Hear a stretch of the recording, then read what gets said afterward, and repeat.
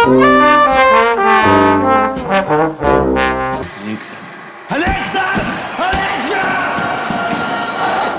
ازيكم يا جماعه، عاملين ايه؟ هنتكلم في الفيديو ده على فيلم الحريفه الجزء الثاني ريمونتادا او الحريفه 2 يعني اسف. الفيلم ده بيتكلم احداث الجزء الاول. دلوقتي الحريفه بعد ما كسبوا مليون جنيه قرروا يفتحوا مشروع ملعب الحريفه، ودلوقتي بينتقلوا لمرحله جديده، بيدخلوا الجامعه وماجد بتجيله فرصه الاحتراف في نادي برتغالي، فبيستغل الفرصه دي وبيسافر عشان يتمرن هناك. وبتبدا يشوف الفيلم على جانبين، جانب باقي الحريفه هم في الجامعه بيحاولوا يتعايشوا مع الاوضاع الجديده المختلفه عليهم، وماجد هو بيحاول يبهر الناس هناك. انا بقى مش هقدر اقول لك ان انا كنت مترقب الفيلم ده ومستني عشان خاطر الجزء الاول عجبني والكلام ده بقى كله، لا انا ببساطه الحاجه اللي كانت فعلا مخليه فضولي زايد بزياده بصراحه هو ان الفيلم ده كان نازل في اقل من سنه بعد الجزء الاول. الجزء الاول نزل في يناير السنه دي، والفيلم ده دلوقتي في شهر ديسمبر. اقصر مده حصلت ما بين جزئين من فتره طويله جدا، بتهيألي اصلا ما حصلتش تقريبا قبل كده عندنا. والمهم بقى، هل الفيلم حلو؟ هل احسن من الجزء الاول ولا كانوا مستعجلين فعلا فيه؟ والله بالنسبه لي لما خرجت من الفيلم انا كنت مبسوط جدا، وكنت شايف ان هو لا ده حلو فعلا واحسن من الجزء الاول. ويعني مع ان يبان الموضوع مستعجل ان هو اقل من سنه على ما الجزء الثاني نزل، لان الدنيا كانت ماشيه حلوه قوي. بس فجاه كده لما قعدت اشوف اراء الناس وشفت اراء يوتيوبرز تانيين، لقيت الناس كلها عماله تقول فيلم كويس بس اقل من الجزء الاول، وفي ناس عماله تقول اقل من الجزء الاول بكتير. وانا مستغرب ايه يا جماعه، انت شفتوا فيلم تاني غير اللي انا شفته ولا ايه؟ لان فعلا حسيت ان الجزء ده يعني لا انا عجبني واستمتعت بيه اكتر من الاول بليفل مش قليل يعني. ولقيت تقريبا ان الاسباب اللي الناس بتقول بسببها ان الفيلم مش حلو، نعم هي دي الحاجات اللي خلت الفيلم يعجبني انا اكتر من الجزء الاول. فاول حاجه كده لازم تعرفها وانت داخل الفيلم ده اطول من الجزء الاول واطول منه بحبه حلوين يعني. الفيلم ده مدته ساعتين وتلت، وانت هتحس بالساعتين وتلت بتوع الفيلم. وانا هنا مش بقول كده ان انا مليت من الفيلم، لا انا انبسطت من الفيلم، شفت ان الفيلم خد وقته بس حسيت بالمده، حسيت المشاهد كانت واخده وقتها. يعني الفيلم كان واخد راحته بشكل ما يوصلش للملل بس بشكل حلو خلاك تقتنع بالاحداث اكتر، او يعني ده اللي انا شفته بالنسبه لي. انا بحب كده، انا بحب لما اتفرج على الفيلم احس انه واخد وقته حتى لو فيلم طويل او قصير، واحس بمده الفيلم ما دام ما وصلش الملل. تلاقي كده الايقاع واخد وقته بس مش لو مش بتكرر وفي نفس الوقت مش ممل، عكس الفيلم الاول كان اصلا مدته اقل من ساعتين، لو انا فاكر صح بين ساعتين الا ربع، وكان ايقاعه سريع جدا. انت فعلا من الفيلم الاول انت مشدود كده من البدايه للنهايه. انا برضه بحب الايقاع السريع، بس بحس ان الايقاع السريع ده له قصص معينه، فانا بالنسبه لي فضلت الحته دي في الفيلم ده. فدي برضه حاجه لو انت فعلا عايز تتفرج على حاجه تحس ما تحسش بالوقت، تلاقي الايقاع سريع، تحس ان في حماس كده على طول الفيلم، فهو فعلا الفيلم الاول هيشدك سنه اكتر من الفيلم ده. نتكلم بقى على الايقاع بقى اللي واخد وقته، اللي استغلوه في ايه من الاخر. هي اكتر حاجه عجبتني في الفيلم ده ونوعا ما كانتش عجباني قوي في الفيلم الاول، النص الاول من الفيلم ده كان المستخدم حلو جدا. هنا بقى عكس الجزء الاول كان ماجد هو اللي عايش في حياه ايجيبت وداخل بقى يتعامل مع ناس في حياه مصر عادي يعني من الاخر. الفيلم ده بقى العكس، هنا بقى هم ناس عايشين في مصر عادي داخلين بقى دلوقتي يتعاملوا مع ناس بتوع ايجيبت. عكس الديناميك دي في حد ذاتها كانت عجباني، الفكره في حد ذاتها كانت حلوه. واللي عجبني بقى فعلا هنا ان هم خدوا وقتهم على ما بداوا يعرفوا يتعاملوا مع الناس دي. خدوا وقت طويل، انت ممكن تكون قرب نص الفيلم الاول كلهم ما كانوش عارفين يتعاملوا مع الناس دي، وحتى لما عرفوا يتعاملوا معاهم هو ده بقى اللي كان جاب الدراما بعد كده لما بداوا يتلهوا عن بعض والكلام ده كله. فدي عجبتني قوي هنا ان هم خدوا وقتهم، حسيت الموضوع متصدق اكتر. يعني في الفيلم الاول اكتر حاجه ما كانتش عجباني فيه ماجد ما لحقش ياخد وقت علشان يتاقلم على ان هو يدخل الشله دي ويبقوا اصحاب وكده، فدي معموله بشكل حلو هنا. وطبعا برده التمثيل حلو جدا زي الجزء الاول بالظبط، بالعكس كمان ده هنا في بعض الفرص لاداء اقوى في المشاهد الدراميه، لان هنا الفيلم نوعا ما واخد تون جد سن عن الجزء الاول، في سن الجديه اكتر كده شويه. فالتمثيل فعلا هنا كان حلو زي الجزء الاول واحسن منه كمان في بعض الحاجات. وضيوف الشباب برده كانوا كويسين جدا واضافوا الكوميديا اللي في الفيلم. وبرده من الحاجات اللي عجبتني قوي هنا، بص انت ده يعتبر فيلم بطوله جماعيه بس انت عارف تطلع مين البطل الرئيسي. في الفيلم الاول كان هو نور النبوي، شخصيه ماجد هو اللي مر بتحولات على مدار الفيلم، هو اللي مر برحله كامله، كان هو ليه كاركتر ارك. وفي الفيلم ده برده هو البطل يعتبر، بس خلاص زي ما تقول هو مر برحلته في الفيلم الاول. هنا بقى الفيلم ده مدي فرصه اكبر بكتير لباقي الحريفه ان هم اللي يمروا برحلات وبتطورات على مدار الفيلم، لان هنا هم اللي بيطلعوا بره البيئه بتاعتهم مش العكس، والتحولات اللي بيمروا بيها هي دي اللي مسيطره على الفيلم. وطبعا بقى يعني ايه، هو كله بقى مر بحاجه، فيعني في بقى حاجات كانت كويسه حاجات ما كانتش قد كده. يعني مثلا التحول اللي مر بيه احمد غزي اللي هو الششتاوي، والتغيرات اللي مر بيها على مدار الفيلم وعلاقته مع دون امام كانت حلوه ومتصدقه وكانت فعلا مساعده في الخط الدرامي اللي في الفيلم. عكسه مثلا التحول اللي مر باسلام الترك اللي هو كريم السلهوب كان مش قد كده. الاحداث اللي مر بيها كانت حلوه بس في نفس الوقت هو ما كانش فيه وقت كافي او مشاهد كافيه ليه عشان تقتنع بالتحول ده او حتى يبقى الموضوع انترستنج بالنسبه لك. هو اصلا مشاهده قليله، يعني الاحداث اللي بتحصل له حلوه بس هي مش متوصله بشكل حلو قوي. كان محتاج على الاقل كده مشهدين ثلاثه زياده تشوف الشخصيات ده اكتر، تفردها لك اكتر شويه، تخليه انترستنج شويه، لان هو عادي جدا. الفكره ان الفيلم مدته ساعتين وتلت، يعني انت كان ممكن تستغل حبه من الساعتين وتلت دول توفر فيها مشاهد لشخصيه زي دي مثلا، والوقت كان يسمح بده. يعني انت كان ممكن تبدل مشاهد معينه بمشاهد اكتر لشخصيه زي دي مثلا، ما دام هتعملها تحول وعايز تدخلها في الخط الدرامي اللي حصل في الفيلم.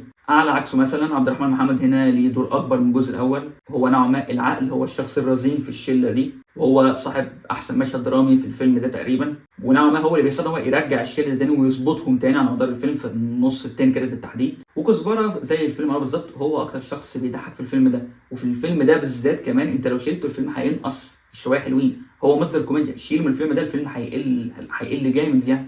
الافيهات اللي كانت بتطلع منه كانت فعلا حلوه وكانت اون بوينت، ما تحسش انها كانت اوفر بالنسبه يعني للكاركتر بتاعته. والحلو بقى في موضوع التحولات دي ان فعلا الفيلم عارف يركز على التحولات بتاعت الشخصيات دي بشكل حلو، لانهم قالوا ودي برضو بقى حاجه من اللي ما عجبتش الناس اللي قالت ان الفيلم الاول احلى من ده. انت عندك شخصيه جilberto في الفيلم الاول مش موجوده هنا، وهم برروا عدم وجودها.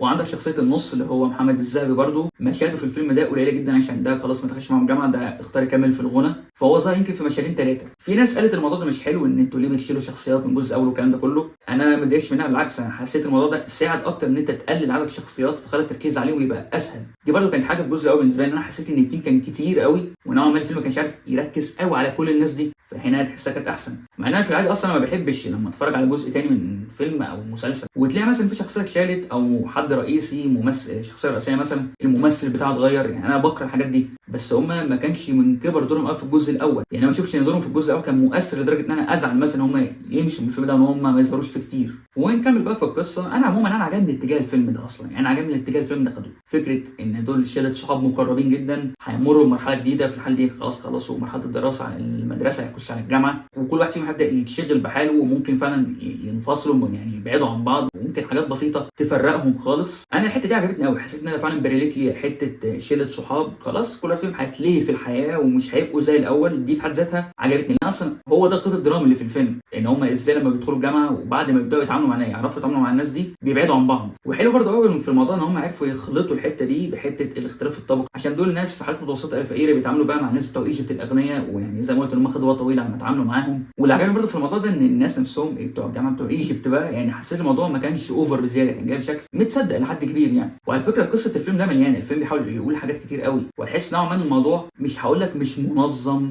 بس تحس ان في زحمه حصلت كده بسبب الحاجات كتير الفيلم بيحاول يقولها، يعني حته الاختلاف الطبقي، وحته برضه قصه ماجد لما بيسافر البرتغال وبيوريك ازاي اللعيبه بيتم اضطهادهم في الغربه، حته انهم اصلا ركزوا على فكره ان شخص يسافر بره ويحس بالغربه والكلام ده كله. وقصه الملعب اصلا اللي هم عملوه اللي هو المشروع بتاعهم، واللي هو يعني عايزين يربطوا برضه الموضوع ده بحته ان الكوره هي اللي بتجمع ناس ببعضها، وان يعني ممكن تكون ناس اعداء ناس مش طايقين بعض اصلا يتجمعوا ويبقوا مع بعض بسبب حبهم للكوره والكلام ده كله. فتحس الفيلم بيحاول يقول حاجات كتير قوي.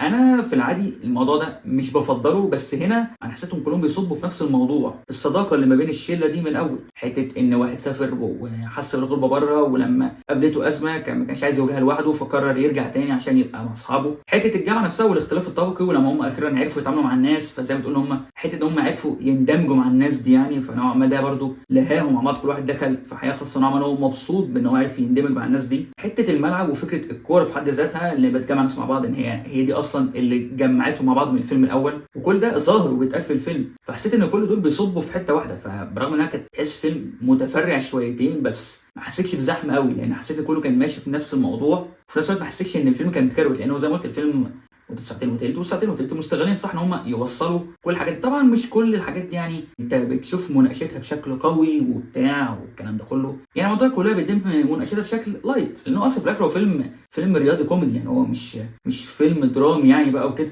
بس عجبني الايفورت ده عموما في الفيلم، ان هو حاول يناقش كذا حاجه ويربطهم كلهم بحته واحده، يعني انا عجبتني الحته دي برده من الحاجات اللي نوعا ما في ناس ما عجبتهاش في الفيلم، قالت ان الفيلم كان متفرع شويه. وبرده لو انت برده ما بتحبش القصص كتير او نوعا ما عايز قصه ماشيه خط ستريت كده على طول، لا الفيلم الاول فعلا كان ملموم شويه عن الفيلم ده كان متبعتر كده شويه. في بقى العيوب التقليديه في الفيلم، يعني برده زي الفيلم اللي فات كده، نور ايهاب كانت طالعه في الفيلم ده هي برده حبيبه البطل، برده مالهاش اي دور في الفيلم بالظبط نفس الفيلم اللي فات، لا وهنا كمان هي طلعت لعيبه كوره محترفه، برده مش عارف ظهروها امتى، دي برده جت كده فجاه في الفيلم ده ما جابلهاش اي حاجه في الفيلم اللي فات. ضم برده الليسته دي نورين ابو سعده اللي برده هي ليها دور، بس هي ظهرت اتشدت قوي للشباب دول بدون اي مبرر، يعني عارف عيوب تقليديه اللي هو يعني انت في فيلم زي ده انت هيبقى عارف التركيز الاساسي على الشله الرئيسيه، وده اللي كان موجود. يعني في حاجات فرعيه كده في النص عاديه، حاجات حاجه تزعج اكتر. يعني مثلا حاجه ازعجتني انا شويه، بما ان انت بتتكلم عن فيلم تينيج كوميدي دراما، فيلم المراهقين داخلين في الجامعه، فطبعا يبقى عندك البولي اللي في الفيلم. البولي اللي في الفيلم ده اللي هو كان اسمه وليد في الفيلم، ما لقيتش اسمه ممثل ما عرفتش اجيبه. ده برده يمر بنفس الكليشيهات اللي بتمر بيها الافلام دي، ان هو الشخص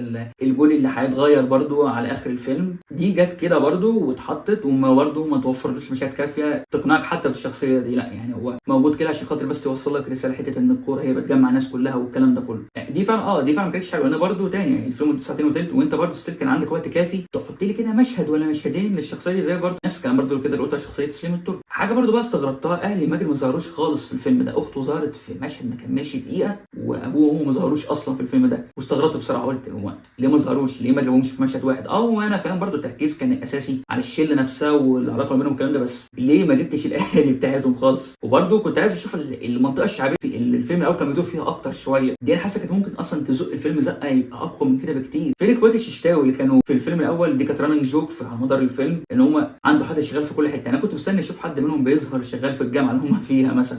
حته اللي برده ظهر في الفيلم الاول برده فين الناس دي كلها؟ ليه ما ظهروش خالص في الفيلم ده؟ هم اخوات الششتاوي ظهروا في مشهد في اول فيلم بس، برده اللي هو يعني مشهد واختفوا. يعني فعلا حته بقى الحاره الشعبيه، حته ان انت تشوف المنطقه الشعبيه اللي ظهرت فيها الاحداث في الفيلم الاول، تشوف اهالي الناس دي زي ما برده شفتهم في الفيلم الاول، حتى المشاهد خفيفه كده كانت هتزق الفيلم. كانت بصراحه كانت هتخلي الفيلم درامي اكتر. هل اثرت على الفيلم نفسه انت بتتفرج عليه بالاحداث بالليفل الدراما اللي الفيلم ده حاطه؟ لا، لان زي ما قلت في الاخر فيلم لايت، هو فيلم كوميدي دراما لايت، يعني حتى دراما خفيفه. بس يعني انت كان معاك سيناريو حلو، يعني كان ممكن تقويه بشكل اقوى من كده، وانت اوريدي كبرت في الاحداث عن الجزء الاول، فكانت ممكن تطور الدراما اكتر من كده شويه. خصوصا هو نفس المؤلف اللي كاتب الفيلم الاول برده، اياد صالح. الاخراج بقى كريم سعد اللي عمل الفيلم ده كان منتج الفيلم الاول، ودي اول تجربه اخراجيه ليه. كان مش وحش، هو كان بيحاول يقلد، او مش بيحاول يقلد، هو بيحاول يكمل نفس الرؤيه اللي حطها رؤوف السيد اللي عمل الفيلم الاول. والاخراج كان عموما حلو، بس بصراحه فعلا الجزء الاول تحسه اخراجيا كان احسن من الفيلم ده، كان اروش، كان في لعبه بالاضاءه احسن، كان حركات الدرون شوتس كانت مستخدمه بشكل اروش شويه في الفيلم اللي فات. تحس الفيلم اللي فات اخراجيا كان فيه سنه احترافيه شويه عن الفيلم ده. الفيلم ده نوعا ما انت بتحس فيه بالقطعات اللي بتحصل. الفيلم الاول لا، يعني قطعات كانت شبه ما بتحسش بيها، دي برده يعني كان دليل قوي على شطاره المخرج رؤوف السيد في الفيلم الاول. المونتاجات كانت متصوره بشكل احسن في الفيلم الاول شويه، كانت تحسها اوضح شويه، لان برده القطعات اللي حصلت دي تيجي فجاه تبقى مركز في حاجه يحصل قط في النص وترجع تاني، كانت بتلهيك شويه في الفيلم ده. الفيلم الاول لا، كانت متركزه بشكل احسن، زي ما قلت لك تحسه احترافي اكتر شويه. بس برده عمل شغل حلو ان هو يعرف يوصل الفيلم ده. وبرده حته ان ايقاع الفيلم ده مش سريع، دي يعني انا بحب الحوار ده، فانا عشان كده عجبتني قوي دي في الاخراج برده. وانا عارف برده يحط القصص دي كلها، يعني يوصل لك القصص دي كلها زي ما قلت الفيلم تحسه مسحوم متبعتر شويه، فانه يوصل لك كل ده من غير ما تحس ان في حاجه دخلت على الثانيه، او تحس ان في زحمه مزعجه، او تحس الفيلم اتكروت. دي عجبتني بصراحه، ده برده دي تحترم جدا من الاخراج، وطبعا برده من السيناريو اللي كاتبه اياد صالح. الخلاصه الحبيب في الجزء الثاني هو بالظبط خد كل حاجه نجحت في الفيلم الاول وحاول يطور منها. يعني انا انبسطت وانبهرت اكتر لما فعلا تعرف الحاجات المشاكل اللي الفيلم ده واجهها. يعني مثلا زي المخرج اللي اتغير، واحمد حسام ميدو اللي ما رضيش يرجع في الفيلم ده، دي برده كنت حاسس تغييره ممكن ياثر على الفيلم، انما وجوده كان ممكن يزود الفيلم شويه، ولو عملوا جزء ثالث يفضل ان هو يرجع، بس عدم وجوده ما اثرش، فاهم، ما اثرش على متعه الفيلم، ما حسيتش ان انا مفتقده قوي يعني. وحلو فعلا بجد ان الفيلم ده نزل بعد اقل من سنه من الجزء الاول، تقريبا اقل من سنه ولا شهر. دي على فكره بتخلي الموضوع فاميليار شويه، فبرده الموضوع كان حلو، تحس انت اول ما اتفرجت دخلت قوي في المود بسهوله او بسرعه، كمان انت ما لحقتش تنسى الفيلم الاول في نفس الوقت. فكره انت تعمله بالسرعه دي ويبقى الفيلم حلو، ما حسيتش ان هو فشل، بالعكس انا ستيل شايف ان هو احسن من الجزء الاول، ده في حد ذاته انجاز. هو برده ممكن اكون انا شايفه احسن من الجزء الاول، لان انا من الناس اللي لما شفت الجزء الاول عجبني وقلت عليه حلو وكل حاجه. وعلى فكره صحيح انا عملت الريفيو بتاع الفيلم الاول ده هنا في الريكشن، هتلاقوه في الديسكربشن تحت. انا برده عملت ريفيو الفيلم الاول قلت ان هو حلو، بس حسيت ان حاجه في الفيلم ده انه كان فيلم معمول ابطال شباب، والفيلم الناس اللي عملوا نفسهم كانوا ناس لسه جداد، فده اللي كان معايا الفيلم تينيج كوميدي دراما موفي، كان حاجات ما بتنسيش كتير في نفس الوقت، كان معمول بشكل حلو. بس يعني اللي هو مثلا هات الفيلم الاول ده حطه في ايد ناس معروفه قوي او ناس محترفه قوي مثلا، او ناس ليها اسامي كبيره قوي، ما كانش هينجح نفس النجاح ده. والنوع ما ان سبب نجاح الفيلم الاول كان عنصر مفاجاه اكتر من اي حاجه ثانيه. ما يمنعش طبعا هو كان فيلم حلو، بس اللي هو كان فيلم حلو جدا بس كان فيه مشاكل. وبرده نفس الكلام هو الفيلم الثاني فيلم حلو جدا بس في بعض المشاكل، بس بالنسبه لي هو طور حاجات اللي ما كانتش عاجباني قوي في الجزء الاول، وهديله 8 من 10. وبس كده كله على فيلم الحريفه الجزء الثاني. انتوا شفتوا فيلم لسه لا شفتوه؟ اكتبوا في الكومنتات، ما شفتوش روحوا شوفوه واكتبوا لكم في الكومنتات، وايه رايكم عموما ايه احسن جزء فيهم؟ هل الاول احسن فعلا ولا الثاني حلو، ولا الفرق ما بينهم اصلا مش كبير ويعتبروا فيلمين في نفس المستوى؟ ولو عجبكم الفيديو ما تنسوش تعملوا لايك وشير وسبسكرايب وتشغلوا زرار الجرس عشان يجيلكم كل جديد. اشوفكم في الفيديو الجاي ان شاء الله، وسلام.